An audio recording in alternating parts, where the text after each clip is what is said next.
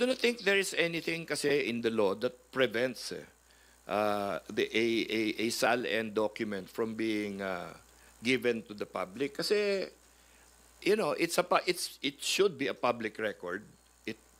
Why are you going to have a SALN kung confidential? Di ba? So, the purpose of that is to,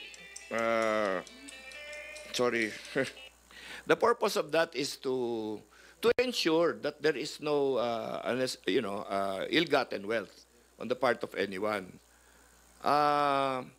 So, kung meron man sa batas na nagbabawal yan, tingin ko dapat amyendahin na yun. No?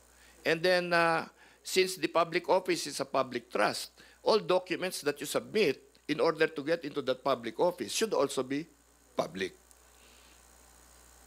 So the ombudsman, sir, should grant request for SALN, would you say? I think he should, unless there is any law that prevents him from doing it. Baka that is just a policy.